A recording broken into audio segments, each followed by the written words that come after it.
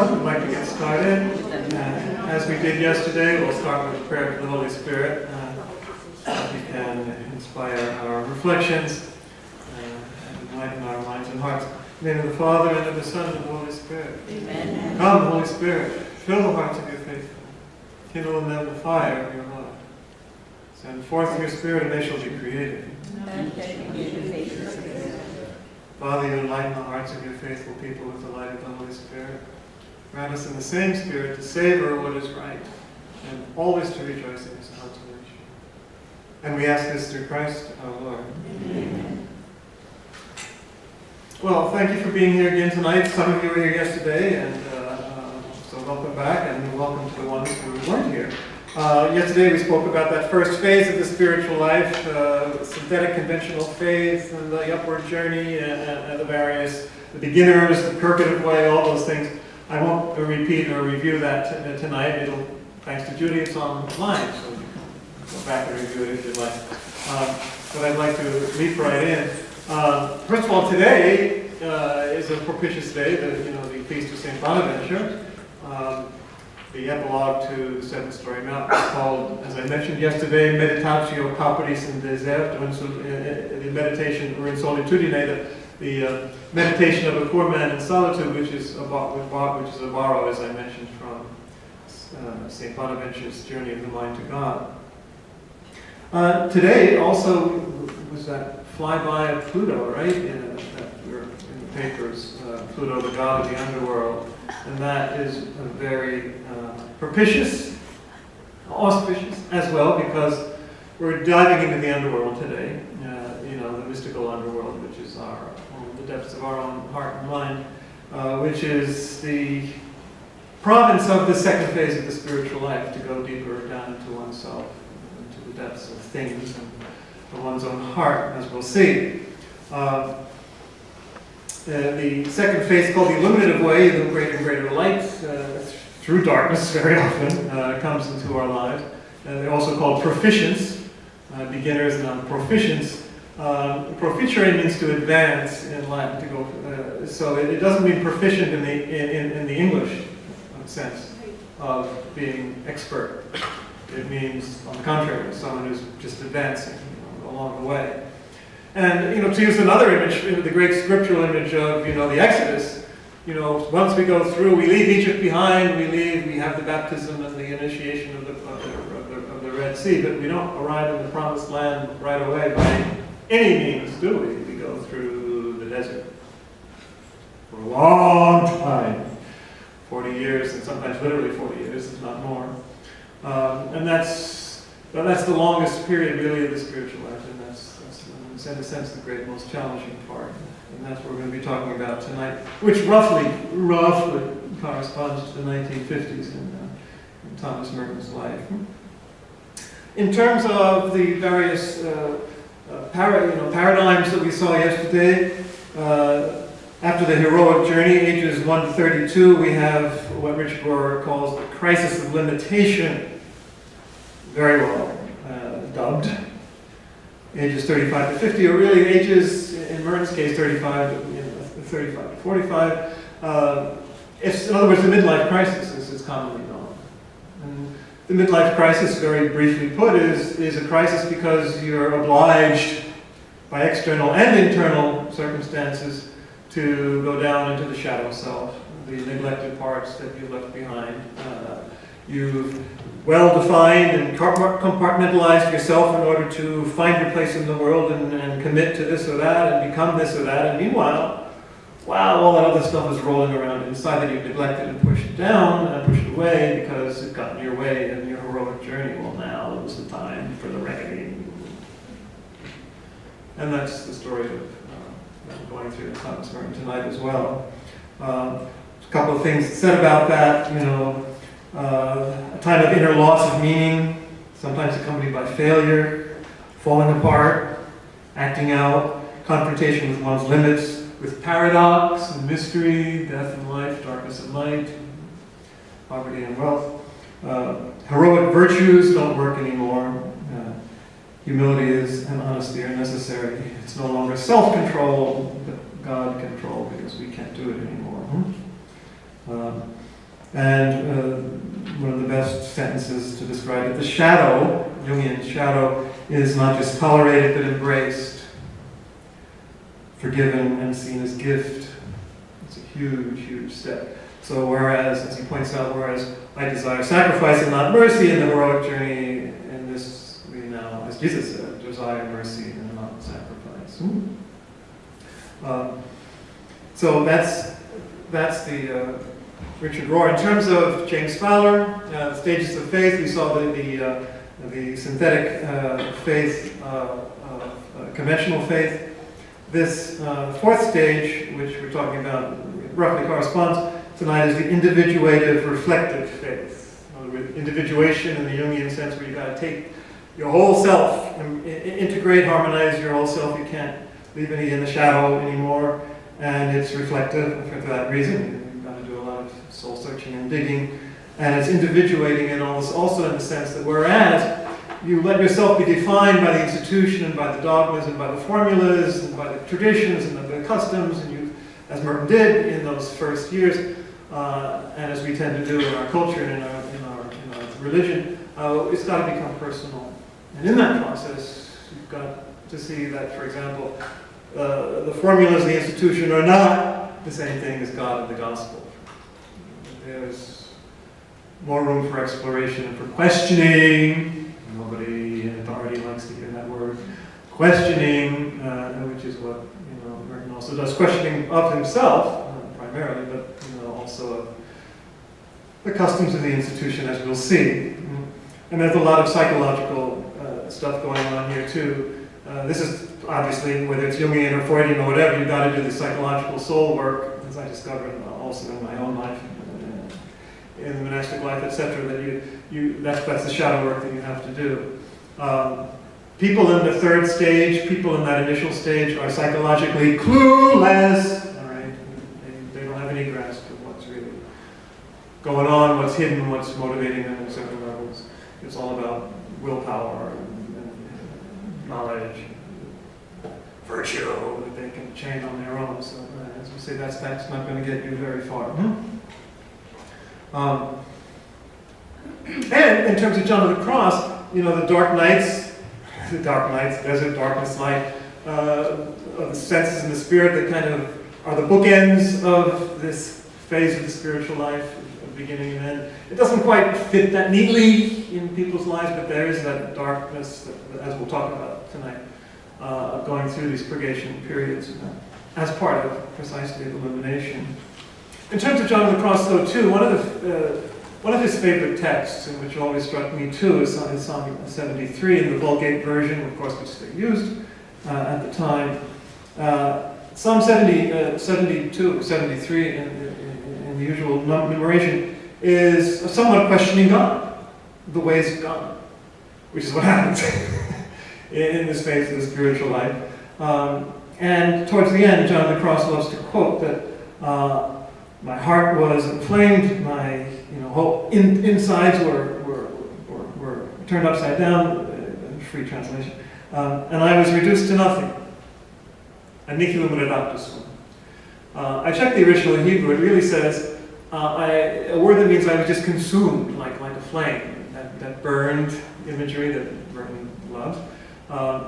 And in fact, that's the secondary meaning of the word is to be burned. So it's that's what he meant by reduced to nothing. And I knew not, Meshivi. You don't know anything anymore. You don't know God, you don't know yourself, you're in this darkness, you know by not knowing. That's the whole story as you go deeper in the spiritual life. I became like a beast before you, all right? But I am always with you. So there's that sense that you're somehow carried by God in the midst of all this. You held my right hand, it goes on to say, the psalm does, and led me in your own will and raised me up. What do I have in heaven but you? What do I wish upon earth? We just got caught between heaven and earth, really. My heart and my soul fainted, and just lose all its strength. in the face of God, but you are the God of my heart and my portion forever. And the psalm concludes, it is good for me to cling to God. Literally in Hebrew, the nearness of God is good for me. To place my hope in God, in the Lord. Pretty much sums it up from a biblical point, a psalmist's point of view. So let's see how these patterns do work out in Merton's life. And I'm going to start with the sign of Jonah that I mentioned yesterday, which covers the part of his life that we saw yesterday, up to the 7th story mountain, but then also beyond. But in the early 50s, kind of peters out. He explains a little bit why, and I always wondered about that also. But the very title is revealing, which he devised, before the work before the work appeared. So this is in the 1953. So it was already into this period that he chose the title and called it the sign of Jonah. And what's the sign of Jonah? Well, as he says actually on the frontispiece, the sign Jesus promised to the generation that did not understand him was the sign of Jonah the prophet, that is, the sign of his own resurrection. The life of every monk, of every priest, of every Christian is signed with the sign of Jonah because we all live by the power of Christ's resurrection. But I feel that my own life is especially sealed with this great sign, which baptism and monastic profession and priestly ordination have burned into the roots of my being, because like Jonah himself, I found myself traveling toward my destiny in the belly of a paradox. So his life becomes a paradox, the very word that Richard Rohr just used. We become more comfortable with paradox, the paradox of life and of your own life in particular. And you're swallowed up in the belly of the whale. What does that even mean? You're swallowed up in the underworld, in the monster, in the depths, and you can't understand what's passing. By the way, Richard Rohr uses that along with Job and Joseph sold into slavery, along with crucifixion, of course, as images of human life, spiritual life. You all have to go through those suffering periods, so he uses Jonah in that same way. As it begins 1949, remember we stopped at 1948 in the 7th story mountain. In this introduction to 1949 in the sign of Jonah, he said, told the whale and the ivy. The whale, remember the ivy is the tree that grew up over Jonah at the end of the book of Jonah. So he says, when the summer of my ordination ended, I found myself face to face with a mystery that was beginning to manifest itself in the depths of my soul and to move me with terror. Do not ask me what it was. I might apologize for it and call it, quotes, suffering. The word is not adequate because it suggests physical pain. That is not at all what I mean. It is true that something had begun to affect my health. Boy, oh boy. You will talk about that in a minute. I had no idea he had so many physical problems, which is very revealing. Anyway, but whatever happened to my health was only, it seems to me, an effect of this unthinkable thing that had developed in the depths of my being. Amen to that. It's called psychosomatic. And again, I have no way of explaining what it was. It was sort of a slow submarine earthquake, which produced strange commotions on the visible psychological surface of my life. I was summoned to battle with joy and with fear, knowing in every case that the sense of battle was misleading. That it was the whole thing was simply the effect of something that had simply already erupted in the hidden volcano, without my knowing it. So he says, from this moment on, the journal became a patchy affair. He couldn't write it, monk. Just like we saw yesterday about his ordination and his profession. What is he going to say? I've become a beast before you and I knew nothing. What's he going to say? Well, as Thomas Merton found enough to say, but not a lot, relatively speaking, at this particular phase of his life. Nevertheless, in the depth of this abysmal testing and disintegration of my spirit, dissolution that Jung talks about, I suddenly discovered completely new moral resources. And he goes on to say that he had found a certain life, peace, and joy, and happiness. And they said, well, it's true, there is a subterranean thing going on there. I mean, God is holding you up. You hold my right hand, right, that we just saw in the psalm. But I think he's making it sound a little better than it was. Although he just used some very powerful words about terror and disintegration, so that's clear enough. So penetrated to the depths below consciousness, exactly, and in all storms and all fears, in the deepest darkness, there was something unchangeably there. So that's that's an important testimony for what's going on.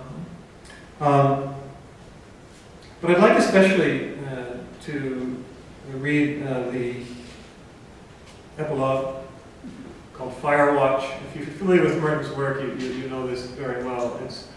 I used to read this like annually when I was in the monastery. It's just so beautiful. It's just some of the most beautiful prose poetry ever written. I'm glad somebody said it. I read it somewhere because I always thought it was. And it's dated July 4th, 1952. So he's a couple of years into this, transformation to this purification in the desert. A fire watch means that he had the rounds. He had to make the rounds of the monastery, go up into the rafters and everything to check for fire. In the summertime at night. So that's the context of what's speaking about. But I just like to read a number of paragraphs from this to show you what's going on. So a prayer. God, my God, God whom I meet in darkness, with you it is always the same thing, always the same question that nobody knows how to answer. The inexplicable night, defeating all desire. I've explained to you 100 times my motives for entering the monastery, and you have listened and said nothing. And I've turned away and wept with shame. So you question everything. You question your whole motivation. Is it true that all my motives have meant nothing? Is it true that all my desires were an illusion? Well, I'm asking questions but you do not answer. You ask me a question, which is so simple I cannot answer, but I do not even understand the question. Next page. On all sides I am confronted by questions that I cannot answer, because the time for answering them has not yet come. Between the silence of God and the silence of my own soul stands the silence of the souls entrusted to me. Okay, now, he was just named Master of Scholastics, which position he held for 3 years, and then he's going to be Novice Master for 6 years. That partly explains why he didn't write a whole lot in the journal, because he was writing all these conferences for his novices, so there is that. But now you see he feels responsible for others as well. The silence of the souls entrusted to me. Immersed in these 3 silences, I realize that the questions I ask myself about them are perhaps no more than a surmise. And perhaps the most urgent and practical renunciation is the renunciation of all questions.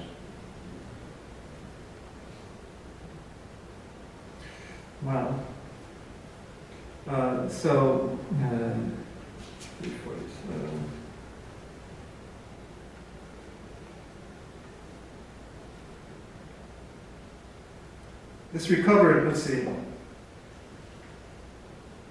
This recovered innocence has nothing reassuring about it in his life in the monastery. The very silence is a reproach, and the emptiness itself is my most terrible question. Interesting phrase.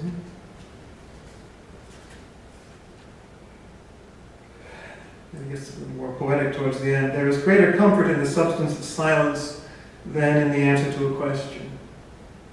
Eternity is in the present. Eternity is in the palm of the hand. Eternity is a seed of fire, whose sudden roots break barriers that keep my heart from being an abyss.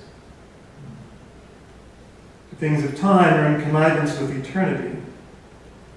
The shadows serve you. So you see, he's seeing that the shadows actually serve God. They're not diabolical. The shadows serve you. The beasts sing to you before they pass away. The solid halls shall vanish like a worn-out garment.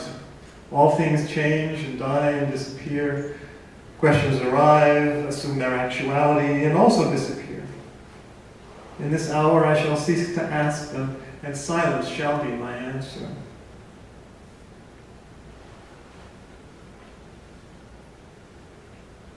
And then the final voice of God heard in paradise. This shows that he's, well, you'll see what it shows. This final section. The voice of God is heard in paradise. What was vile has become precious. What is now precious was never vile. I have always known the vile is precious. For what is vile I know not at all. What was cruel has become merciful. What is now merciful was never cruel.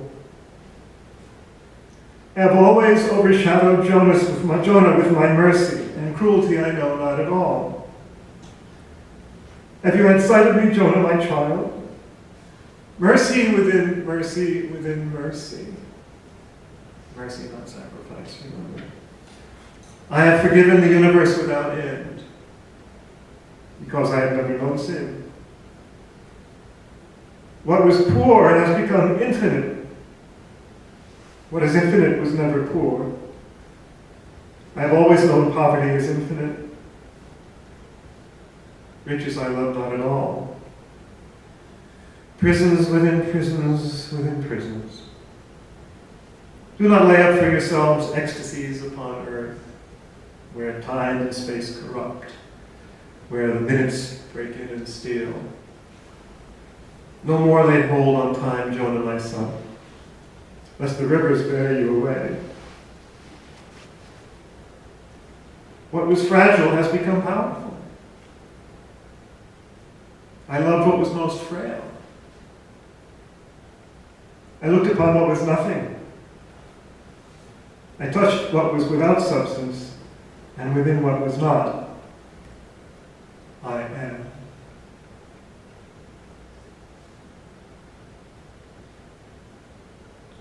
So all those paradoxes are reconciled. And what was vile and poor and fragile, has become redeemed. It's all part. It's been forgiven, as Richard Morris says, forgiven and embraced. That's when you start becoming really spiritual. Not when you think you're spiritual, or you've achieved spirituality. It's when the poor and frail and the vile have become precious and powerful. You can only learn that in the desert, through failure, through darkness, through not knowing. So Merton was well on his way.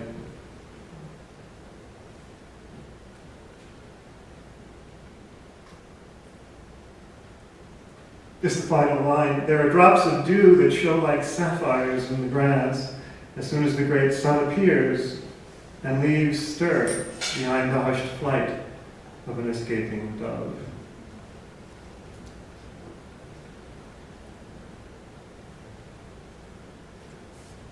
So that's a beautiful testimony to what spiritual growth. And in a similar place in the beginning, he says, "My new solitude is compassion." Now that's when you start to understand solitude. And it's just the compassion of God.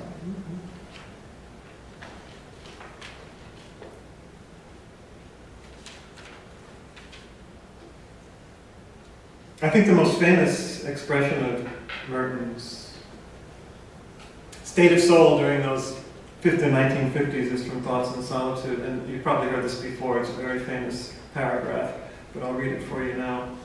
"My Lord God, I have no idea where I am going. I do not see the road ahead of me. I cannot know for certain where it will end. Nor do I really know myself. And the fact that I think that I'm following your will does not mean that I'm actually doing so.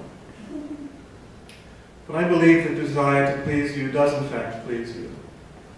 And I hope I have that desire in all that I'm doing. I hope that I will never do anything apart from that desire.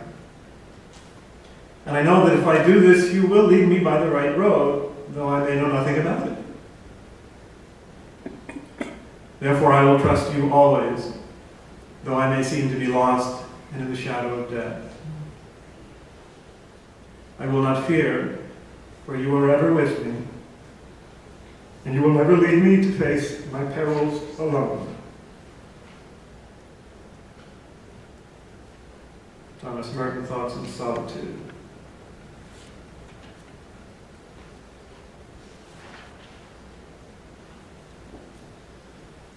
So one of the things you begin to realize, and one of the things Merton began to realize, is that he was just like everybody else. He's part of the human race. He's not a monk priest on a mountaintop, praying for the evil world. He is the world. He's everybody. And that's his mission, precisely as a priest and a monk and a spiritual person. Which is why, in the middle of the 1950s, he published a book called No Man is an Island, which, let's quote from St. John Donne, of course, which he quotes a couple times here, but that's the whole point. No man, we're all connected, and we all share the same faith. We're all saved together, or we're not saved, as has been said. So just a few lines from this book.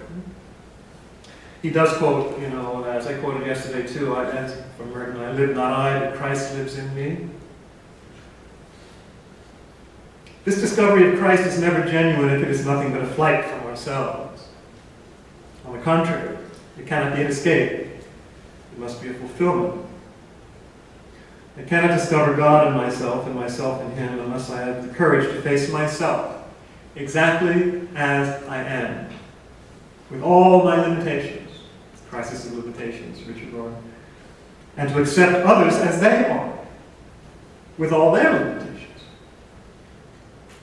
The religious answer is not religious if it is not fully real. Evasion is the answer of superstition. Pretty powerful. And believe it or not, I didn't realize this until I looked at it this morning. He quotes Sartre, hell's other people that I mentioned yesterday, precisely as one of the traps for people who go off to be solitary. So that's an important caution. And he does quote at the end of the first chapter of John Donne, during a serious illness, for whom the bell tolls. The Church is Catholic universal, said John Donne. So are all her actions, all that she does belongs to all. Who bends not his ear to any bell which upon any occasion rings? But who can remove it from that bell which is passing a piece of himself out of this world? Remember, ask not for whom the bell tolls, it tolls for thee, because we're all connected. And he concludes, every other man is a piece of myself. This is Merton. For I am a part and a member of mankind. Every Christian is part of my own body, because we are members of Christ. It's very biblical. What I do is also done for them, and with them, and by them. What they do is done in me, and by me, and for me. This is really mystical. But each one of us remains responsible for his own share in the life of the whole body. So that's true, as St. Paul says. Solitude, humility, self-denial, action and contemplation, the sacraments, monastic life, family, war, and peace, none of these make sense except in relation to the central reality, which is God's love living and acting in those whom He has incorporated in His Christ. Nothing at all makes sense unless we admit with John Donne that quote John Donne, no man is an island entire of itself. Every man is a piece of the continent, a part of the main. And the final quote I'll use from this book at the very end, towards the very end. The charge to love other men and even all things created by God. This obligation is not a painful and unpleasant duty. and that it is never supposed to be bitter. He must accept the sweetness of love without complaint, and not hate himself because his love may be at first a little inordinate. He must suffer without bitterness in order to love as he ought. He must not fear that love will destroy his solitude. Love is his solitude. And that's what solitude is supposed to be. Loving as God loves.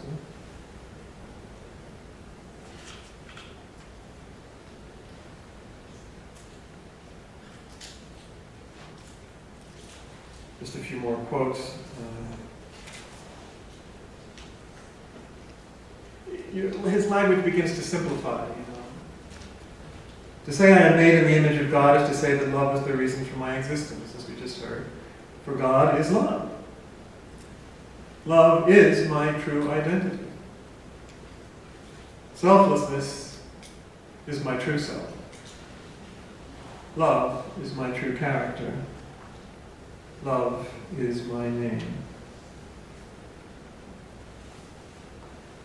And this also from The Living Bread, which he also published on the Eucharist in the mid-50s. Fortunately, the love of our fellow man and woman is given us as the way of realizing this. It is the love of my lover, my brother, or my child that sees God in me, makes God credible to myself in me. And it is my love for my lover, my child, my brother, that enables me to show God to him or her in himself and herself. Love is the epiphany of God in our poverty. So there's a sturdy honesty, as you go through these deaths and these sufferings and these cruel and merciful revelations about yourself and about God in these nights. And you become, as we just heard, real, more real. Religion is no use if it's not real. It's what you do with your suffering, as Richard says. So, a couple of, this is actually from New Seeds of Contemplation, actually published in 61, so a little out beyond our, but I just want to use a couple of quotes from here as well to illustrate the points he's making. We are one man is the title of the chapter. That's exactly what we're just talking about.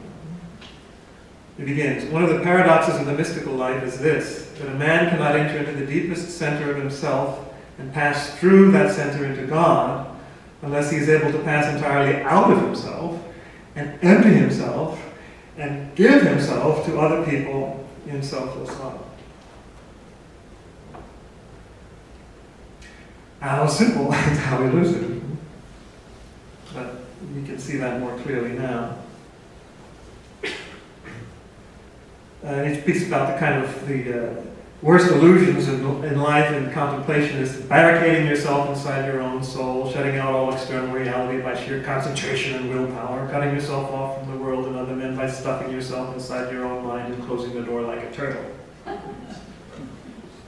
Which, of course, he knew was his temptation, what he was doing in those early years, to a certain extent.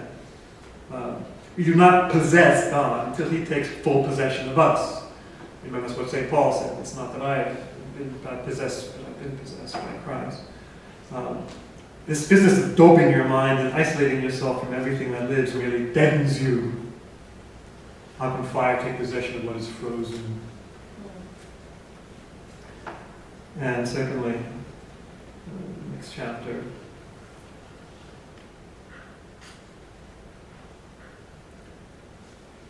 If you try to escape from this world merely by leaving the city and hiding yourself in solitude, you will only take the city with you into solitude. And yet you can be entirely out of the world while remaining in the midst of it if you let God set you free from your own selfishness, and if you live for love alone. For the flight from the world is nothing else but the flight from self-concern. And the man who locks himself up in private with his own selfishness has put himself into a position where the evil within him will either possess him like a devil or drive him out of his head. And that's what we're going to talk about now. And he concludes, that's why it's dangerous to go into solitude, really, because you like to be alone. If you like to be alone, watch out.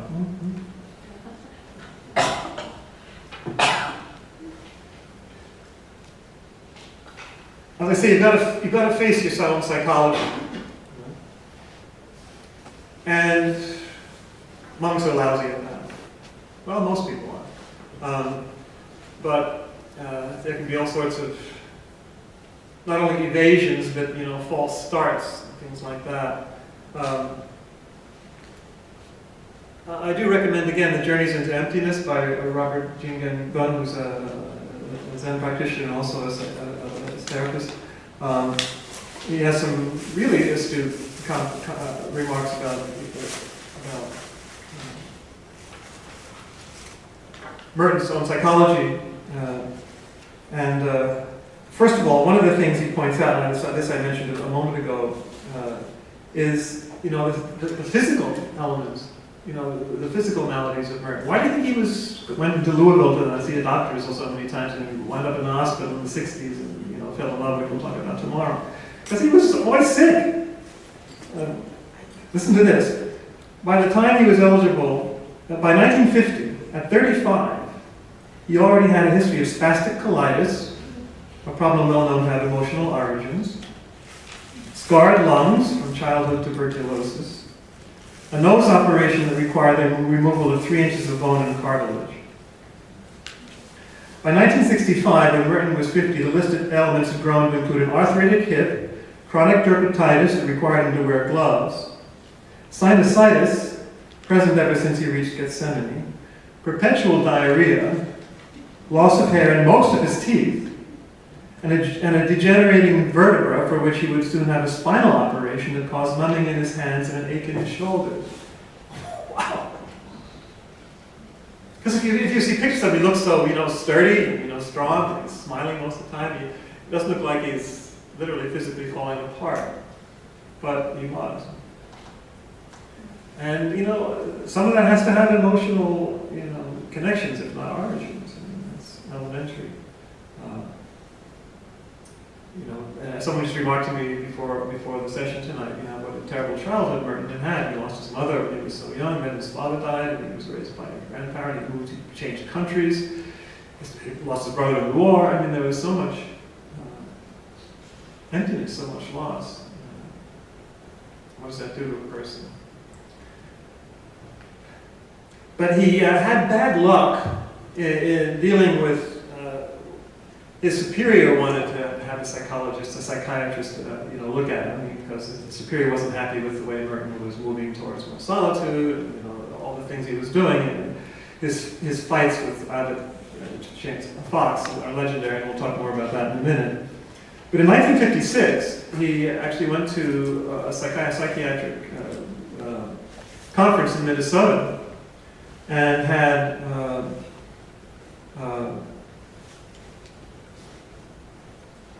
a meeting with this psychiatrist called Zilborg, and this is what he was told. I'm somewhat in bad shape and I'm a neurotic. God alone knows how I can deal with this. Great extent of my dependence on vows. You are a gadfly to your superiors. Very stubborn. You keep coming back until you get what you want. You are afraid to be an ordinary monk in the community. You and Father Eudes can very well easily become a pair of semi-psychotic quacks. This is in his journals, which were finally published in 1996. I have 2 feet of books on my shelf, more than 30 books, mostly by Merton and some about him, and half of the space is the whatever 7 or 8 volumes of the journals which were published finally in 1996. This does not appear in the Side of Jonah, does it? This was censored. This was not allowed to appear, this kind of stuff. The real stuff, not the pious stuff, was not allowed to appear. So that's the whole problem in itself, is it not? If you're talking about honesty in the spiritual life. You thought only of yourself using a doctor about it first as a source of information and self-aggrandizement. You thought nothing at all of your priesthood, the apostolate, the church. You like to be famous. You want to be a big shot. You keep pushing your way to publicity. Megalomania and narcissism are your big trends. And narcissism in the 50s was a really, really damning, less so perhaps today, a really, really damning diagnosis. And Merton, struggled with that. As he said, I'm quite capable of saying I'm a narcissist, and yet it changes nothing, and it does not help me to understand.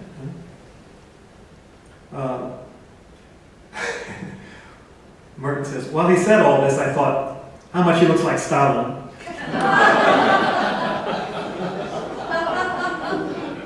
Other things he said, your hermit trend is pathological. You're a promoter. If you were not in a monastery, you were the type that would clean up on Wall Street one day and lose it all on the horses the next. And then he thinks about his grandfather and how he was, and thinking, oh my God, is he right? These are not things you can do forever. They are traps you fall into as you go along. You don't realize them until you're hurt. Wow. I like what God has to say in a footnote about that whole encounter. He says, in a disastrous and terribly unprofessional meeting arranged by the abbot between Merton and Gregory Zilborg, a prominent psychiatrist who had recently been converted to Catholicism, watch out for that, Zilborg analyzed Merton on the basis of reading some of Merton's writings, including an essay on psychology. This meeting was arranged to coincide with a conference on psychiatry and religion in Minnesota. Zilborg's verbal delivery of his analysis, which, while largely valid, he makes some points, was made in a devastating, critical, belittling, and manipulative way, an obvious conspiracy with Abbot Dom James to dissuade Merton from his wish for a more hermetic life. I think that's true. So Merton was struggling to do something with his psychology, and instead he gets this, in conspiracy with his superiors. Now, I'll just say in passing that I experienced something like this in my own life, so I know what it must have felt like. In bombastic fashion, Zilborg declared, "You want a hermitage in Times Square," with a large sign over it saying, "Hermit!"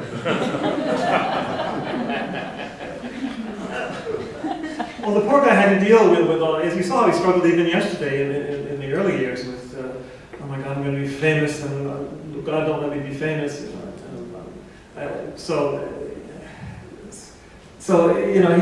was really difficult. We're going to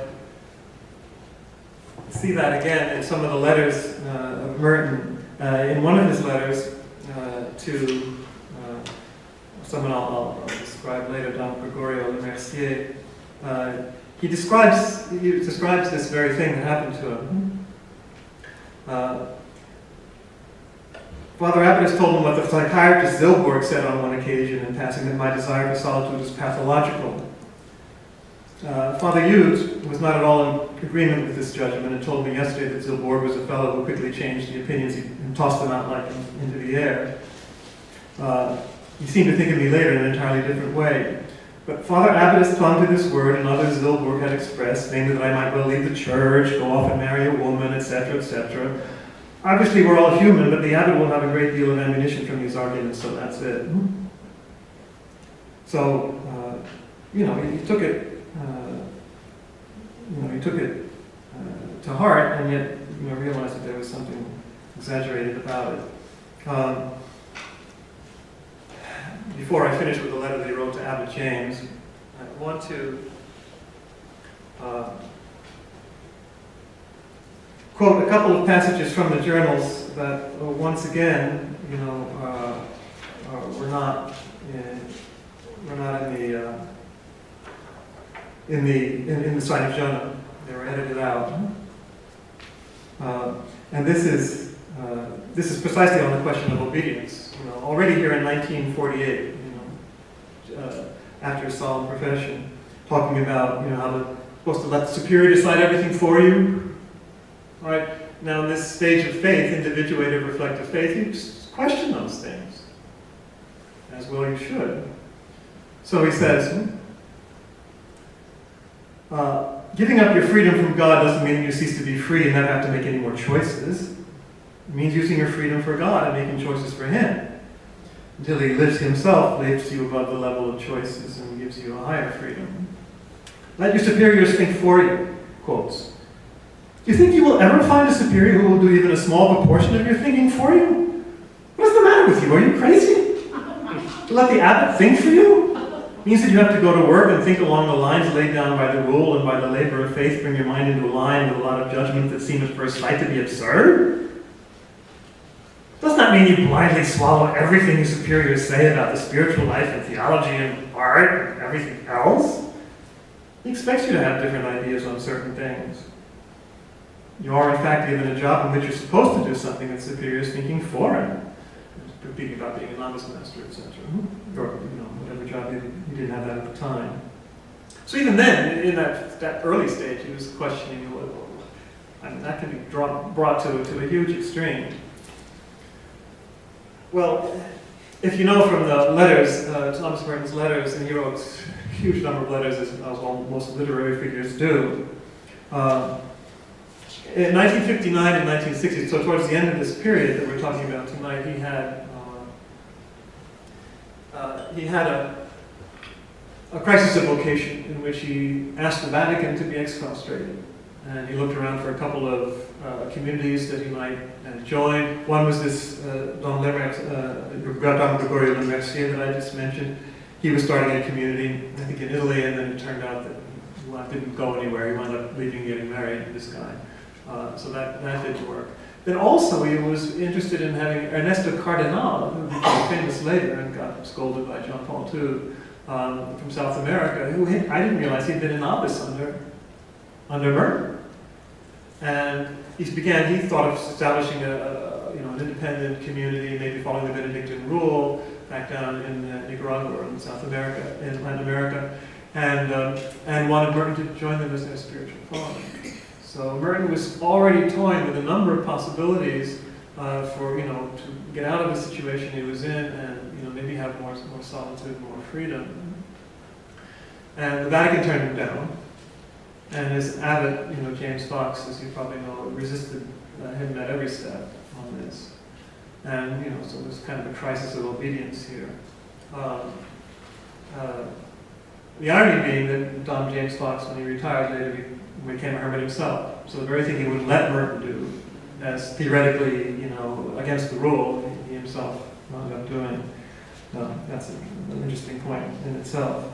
But this is a letter that he wrote in 1959, from a letter that he wrote in 1959 to James Fox, saying that that he would follow what Rome said, and he follow what you say. You're the abbot. He accepted his vows and all. But then he wrote this about concerning the rights of conscience. Now, the abbot scolded him for going above his head to Rome and to other people, instead of going through him. Which, as he says, he had a perfect canonical right to do, even if it pissed off the abbot. He had a right to do that canonically.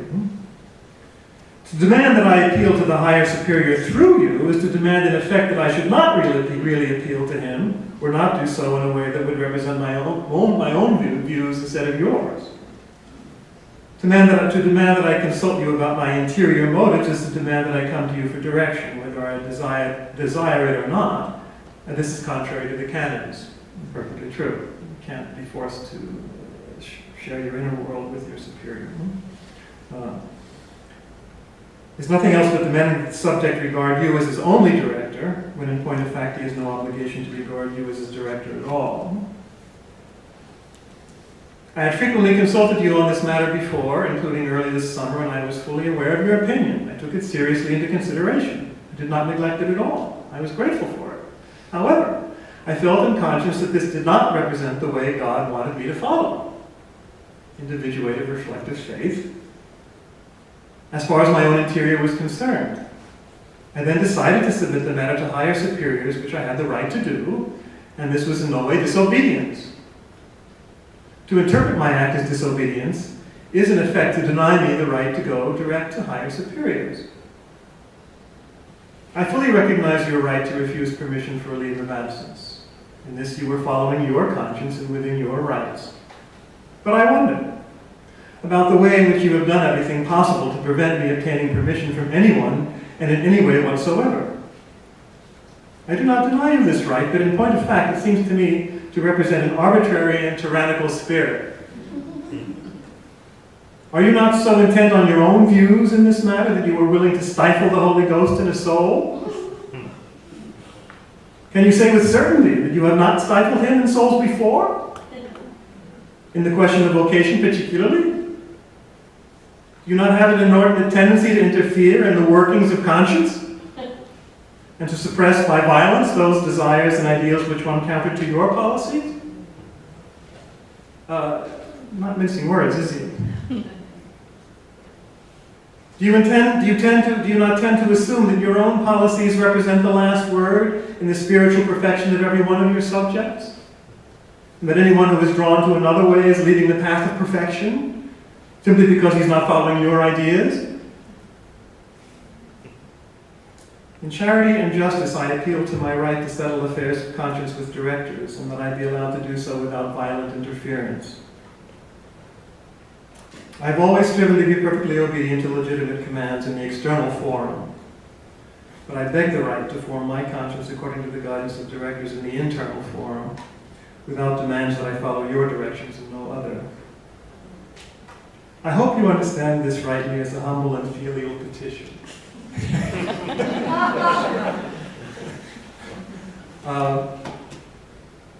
Wow.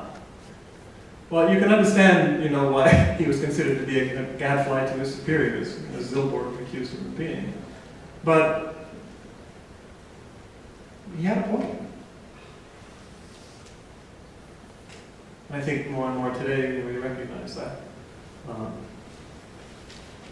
But in any case, that's part of spiritual growth, where there comes a time, there can come a time, when you literally have to stand up against the institution, with enough confidence in your experience of God, humbly, and to say, "This, I really believe I'm being led this way." And it seems to me that something else is guiding you in your refusal. So you can see both yourself, and you have a clearer view sometimes of what might possibly be motivating others, precisely because you've turned that light on yourself. So it requires obviously great discernment, and as you see, in the end, he went along and he didn't rebel or leave or anything like that, but he made his case very, very pointedly and very powerfully. And it wasn't until 1965, more than 5 years later, that he was finally allowed at least to have a hermitage on the property, and we'll talk a little bit more about that tomorrow. But make no mistake, and this is the other passage. We will have some time for discussion later, but I do want to read this other passage that was excised from the sign of Jonah. February 29th. It's just a month and a half after that previous one where he's reflecting on obedience. And this is just to show you, talk about the importance of psychology in the spiritual life and what can happen. Obviously, they didn't want to have this in print back in the 1940s. But this is what happens, and I saw this countless times, right up front and personal in my religious life. So this is not an isolated incident. February 29th, 1948. Well, God teaches us things all the time. The day before yesterday, when we were sitting down again in the refectory, there was a lot of fuss. Father Prior hurrying in and out and getting strong men to come and help him in some mysterious emergency. Later I learned by picturesque signs that Father Damien had gone out of his head in the infirmary and started running around the monastery making an outcry. So I assumed that they had taken him away that afternoon. The next day I saw that the strong men in the house were not in choir. 8 of them, no less, were absent at one time or another, and later all at once. And most of them were sitting on Father Damien, trying to keep him on the floor. This time it was in the hotel guest house where he was definitely waiting to be taken somewhere where somebody would be able to help him instead of just sitting on his arms and legs. Father Damien came here, Frate Damien came here 5 years ago during the annual retreat. And just after that, there was a day of recollection or a sermon or something in which Father James told some horror stories about desecrations of the Blessed Sacrament. And I remember thinking at the time, what will this man with the curly hair and the blue serge shirt get into him with all this? He looked very serious, rather tough and not too brainy. But he turned out to be a nice, quiet sort of fellow with a sense of humor.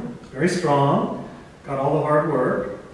Then this year, just the day before going on retreat for solemn profession, he was sent to bed with TB.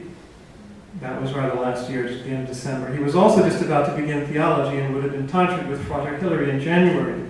He had a hemorrhage back in August sometime, but had been around the house as usual on relief no more. 2 months in the infirmary finished him, apparently. Reasons people give for the trouble. Father Anthony said he was reading too much of John of the Cross without understanding it. Very possible. Very possible. I don't recommend it. Father Odile hedged and said, "Why do you look for some mysterious reason?" Father Abbott said, "Evidently he must have been a nervous individual." I never noticed any nervousness about him. He was slow and stolid. All I know is after his profession, he started to yell in his sleep, "Jesus! St. Michael!" Father Linus made a sign, "The devil's behind it." So Father Odile told me how he was trying to hold him down. Sometimes he would fight and shout, "No more rule for me!" Then he would break down and sob and say, "I tried so hard to love God and it didn't work." Father Gerard gave him a shot and he calmed down.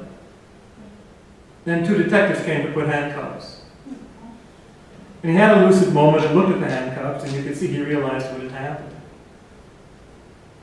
That part of it must have been simply terrible. So there's the story. Very strong man, used to be a sailor as far as I could tell, a good monk, very serious, very much goodwill, fasted a lot, no breakfast in winter until last year. But they say he keeled over and fainted at work once or twice, even in the novitiate. And now I hope he's in a place where he will be treated nicely and not kept in a cage. I think of myself waking up some fine day with a pair of handcuffs on me.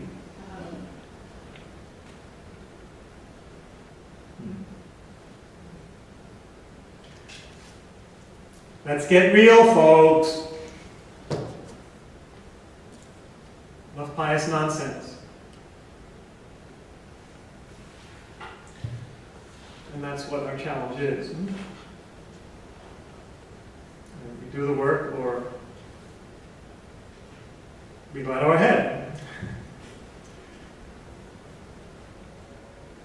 So I'm going to close with some, and then we can have a little discussion, with some quotes from actually a posthumous work, 1968, which I think is one of his best, Thomas Merton on Contemplative Prayer. And I use it now because it really talks about this phase of the spiritual life that we're talking about tonight and some of its characteristics. And you can tell from the language that Thomas Merton is speaking about his own experience, as well as what's happening.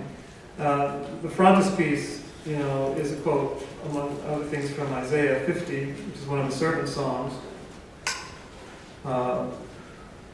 He who walks in darkness, there we are again. He who walks in darkness, in whom no light appears, let him trust in the name of the Lord. Let him rely upon his God. So there we are, walking in the desert in darkness. That's the theme. But what he speaks about very much, especially towards the end of the book, is dread. And I remember very striking when I first read the book back when it came out, and my mother read it, I gave it to her to read, and she was very struck by this too. She didn't really understand it, and it is a little hard to get it unless you've been through it. It says, the monk who is truly a man of prayer and who seriously faces the challenges of his vocation in all its depth is by that very fact exposed to existential dread. And this is what John McCross means by the dark night. That's modern language for it. Existential dread. He experiences in himself the emptiness, the lack of authenticity, the quest for fidelity, the lostness of modern man. And he experiences this in a deeper way than does man in the modern world.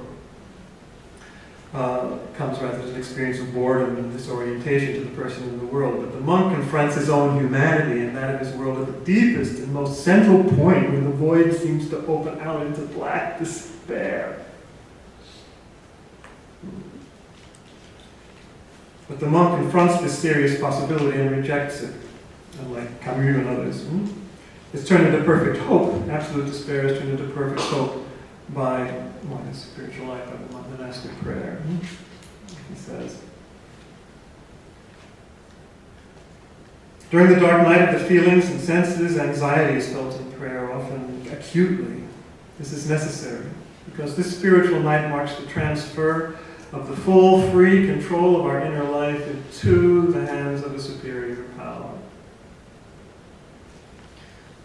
I was reading a book that recently came out by a couple of friends of mine, suggesting the dark night of the senses was overcoming our personal unconscious and all the phobias and traumas and obsessions and compulsions, and that the dark night of the soul was the collective unconscious, the archetypal stuff that we get. And that's interesting. Might be a little too neat as a division, but that's the kind of level of stuff that comes out. When you go down all into the depths, and you have to pass over control to a higher power because you can't do it anymore. It's the unconscious. Well, or in other words, put it more simply, the more further you go into the spiritual life, the deeper you go into the unconscious, and the more you lose control. Surrender control, I should say.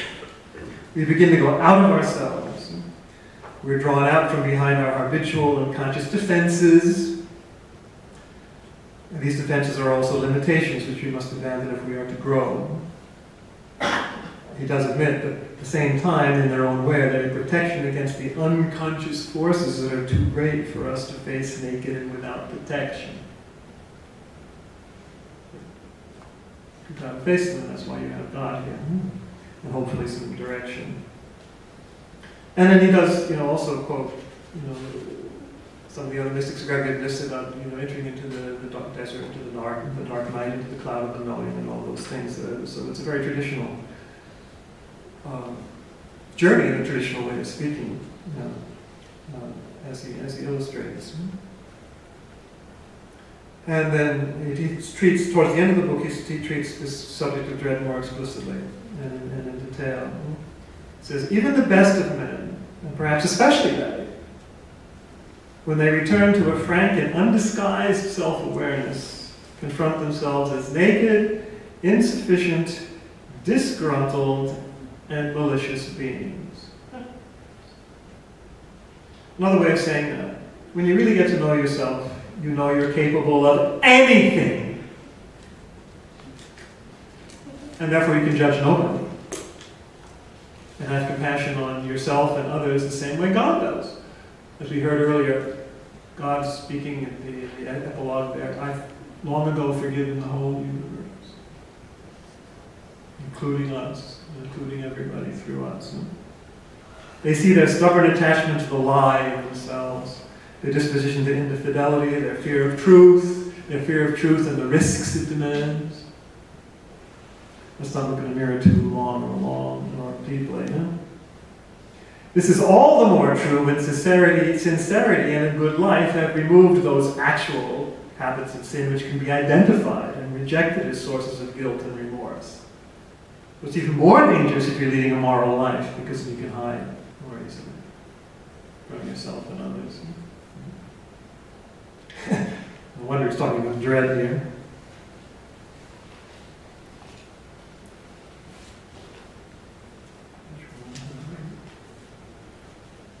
The deep dread at night must be seen for what it is, not as a punishment, but as purification and as grace. It's a great gift of God, or is the precise point of our encounter with His fullness. With His fullness.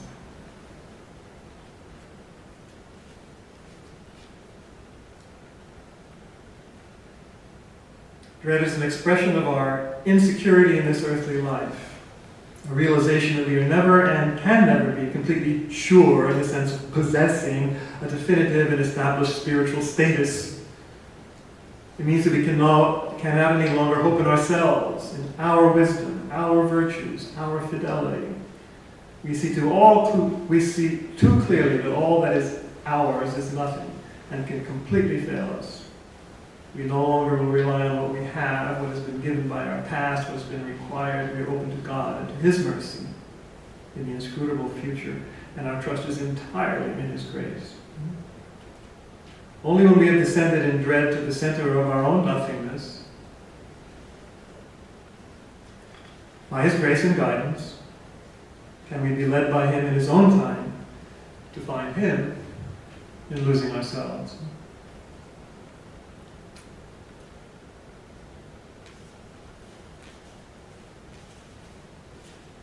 Just a few more quotes and then we'll stop.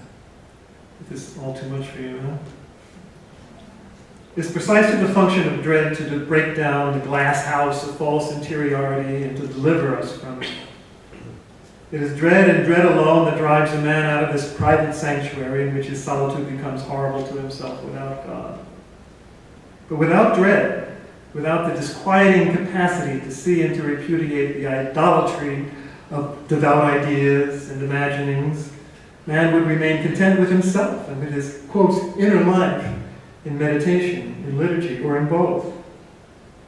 Without dread, the Christian cannot be delivered from the smug self-assurance of the devout ones, who know all the answers in advance, who possess all the cliches of the inner life, and can defend themselves with infallible ritual forms against every risk and every demand of dialogue with human need and human desperation. Wow, that's well said.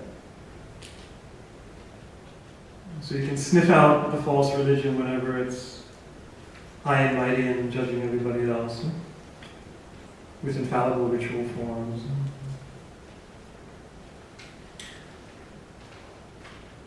And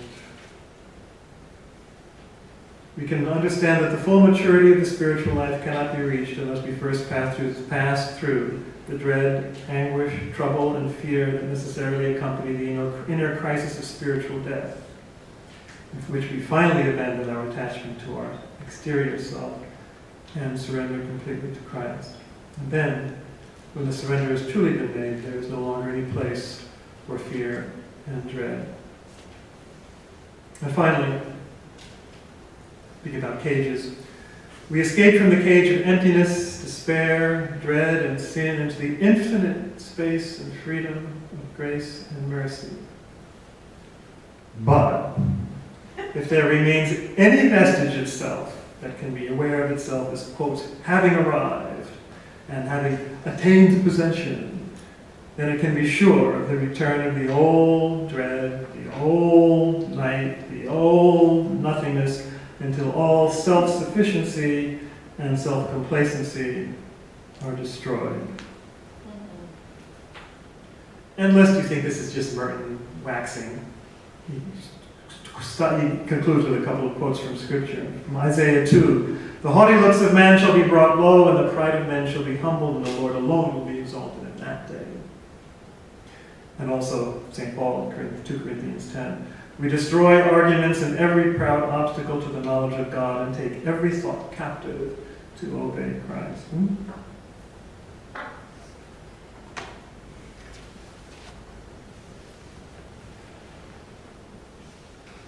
Well, is that enough?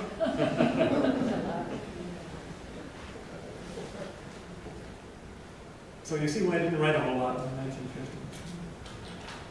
Look what he was going through. But it's a great gift, as we just heard, to finally face yourself and pass through the nothingness into God, and to realize that God has mercy upon mercy upon mercy, as we heard. What was the phrase? I have forgiven the universe without end. Don't forget that. So we have 10 minutes or so for questions or discussions or comments. Yes? In light of the fact that Thomas Merton was a great money machine for the Abbey of Yosemite and for the Catholic Church. What do you know personally of James Fox? Who was he? Oh, I know. You know- Other people, I'm sure, have written about him and talked about him. Do you know any of his background? No, does anybody know anything about it? Is he still alive? No. Because in the book that I'm reading, Living with Wisdom by Jim Forrest, which I'll bring tomorrow night, when Merton's funeral occurred, the monks went and got James Fox from his hermitage to bring to the funeral. Yeah. And James Fox said, now he knows all theology. That's not the exact quote. Yeah, okay. And the brother who picked him up said, he always did. Well, that is true, by the way. You only have to read all of his books to see him. He was an incredible intellectual. I mean, he was so smart and well-read and eloquent and well-spoken. He really was an intellectual. And tortured by the censors. Absolutely tortured. Yeah. No wonder he was sick. Yeah, and as you said earlier, with his difficult childhood, it was no wonder that he wasn't aware of all the things. You know, in this book, The Journeys into Emptiness, he mentions that he did see another, I think his name was Weigelt or something like that, another psychologist later on, but they became like friends and they were drinking buddies or whatever, you know, something along those lines. So he never really got a good psychotherapy. I mean, to really deal with these things, you know, in a constructive way. He did it all kind of on his own, and that was part of his limitations, not only of his situation, but also of his personality. I think it's important to point out. He wasn't good at, you know, learning from people in that way. Whereas I did, I had a very good psychotherapy, you know, just before I left the monastery. So in a sense, he had a wounded side very much that was not addressed in his life. But hopefully, as God uses all things, God uses that as well. Precisely our wounds and our failures and our blind spots. You know, it's part of the whole. It's part of the spiritual life. It's part of life. Forgiving the universe without end. Yeah, Brian? I'm just, to look at both sides of the story, I wonder to what extent did Fox actually care for Merton? Yeah, In his own way, tried to set boundaries to help him with his narcissism. Yeah, well, that's true. That's true too. But two narcissists can play at that game.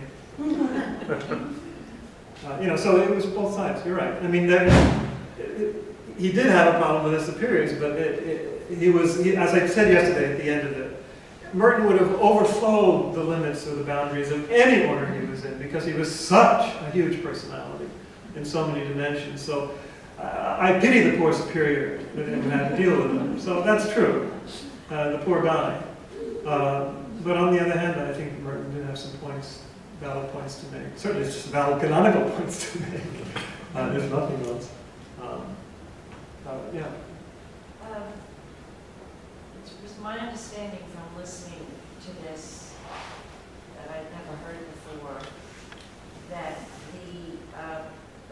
the therapists, psychotherapists, psychiatrists, were they assigned by the superiors to Merton? Well, I'm not sure how certainly the first one was. They were working together.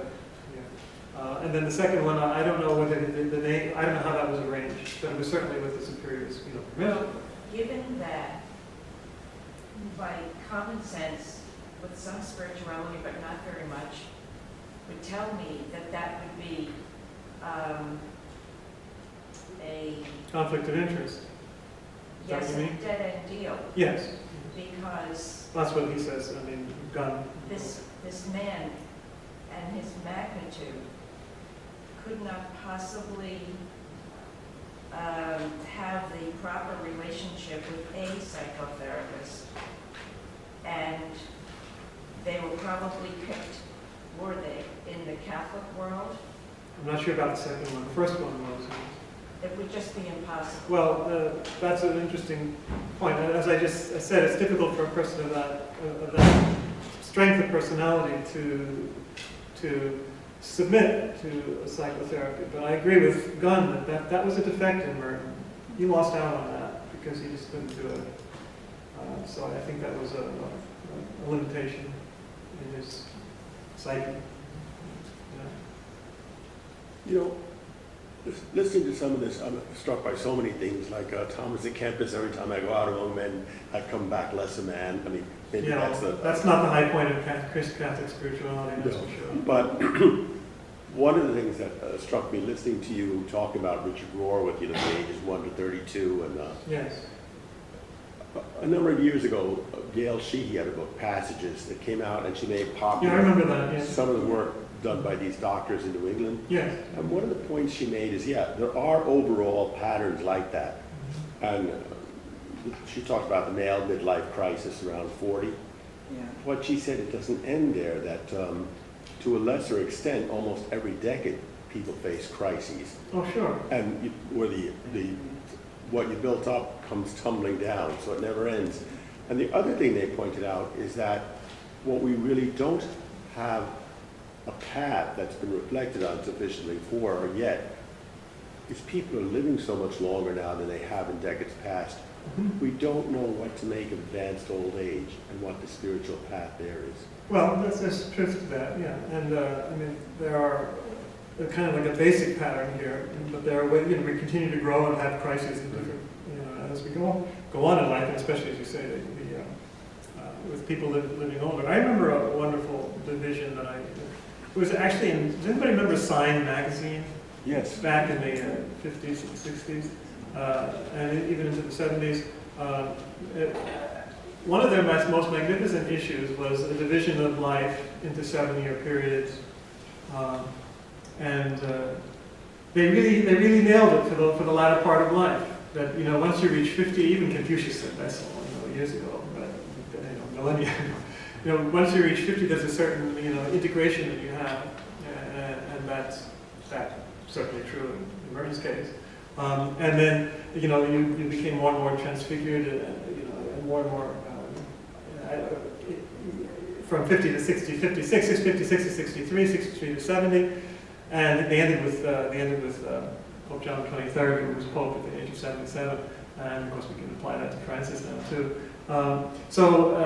So there are different ways of seeing dividing up life and seeing the different challenges. You know, this tripartite division, as I've tried to point out, is traditional and keeps recurring across the centuries, and is very useful. There's also a tension between solitude and activity that goes on all through life. I mean, we were talking about that yesterday. Remember? Yeah, there are people activity and contemplation, and the mixed life. There are saints who are very active and involved socially right up until the end. Then there are others. I remember reading Catherine Drexler when she became more disabled, as she got to be an old woman and couldn't go out on the Indian and black missions anymore. She got very contemplative and sure. Each one has its own balance. He said at the end of the 7-story mountain that each person has to have a balance of action and contemplation. And, you have to have a contemplative depth, which then radiates out to others either by action or just by example. So yeah, each person has his own balance there. Each is essential. Yes. Was Merton ever able to reconcile his desire for solitude with his John Donne-like wish for unity and love? Well, we'll talk about that. We'll talk about that tomorrow, and you know, of course, don't forget his life ended abruptly. But we'll talk more about that tomorrow. Remember that this is something I said yesterday, talking about my Father General's discourse on different levels of solitude. Ultimately, solitude is if you're sharing God's solitude, that means intimate, immediate, and complete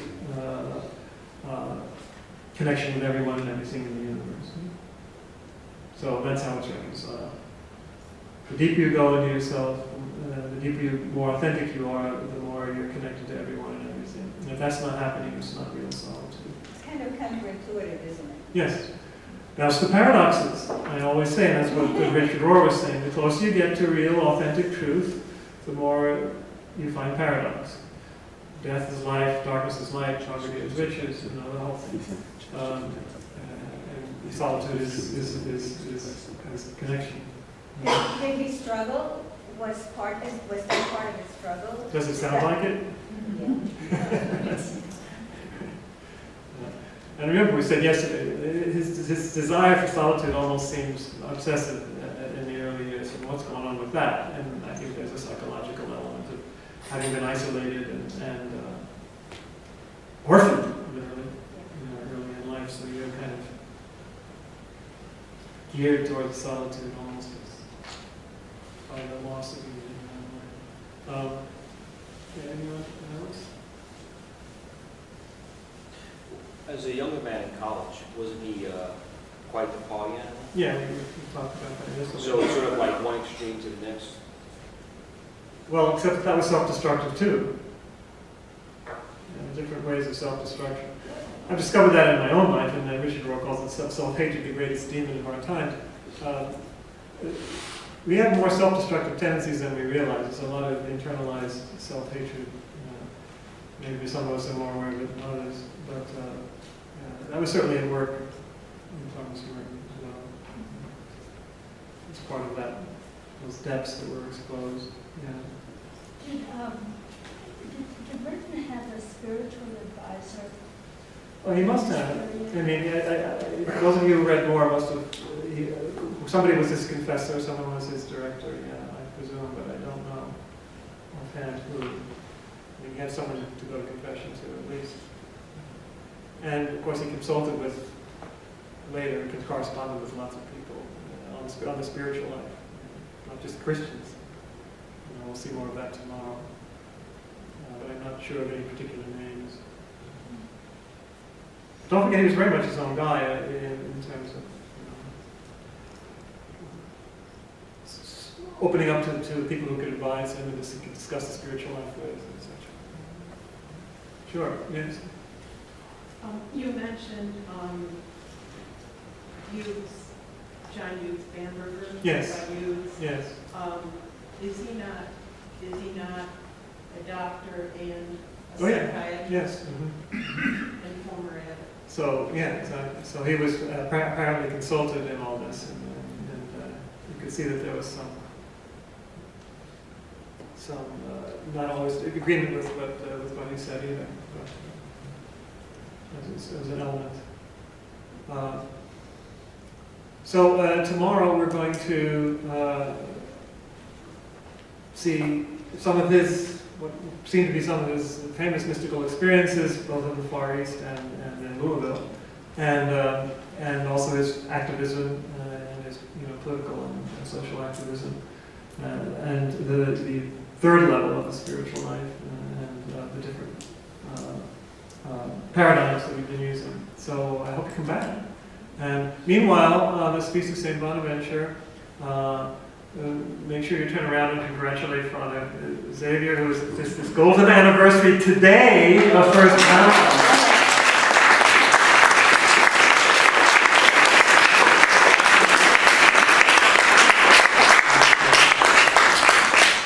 Okay, thank you. Hopefully we'll see you tomorrow, and I'll stick around for a little bit if you want.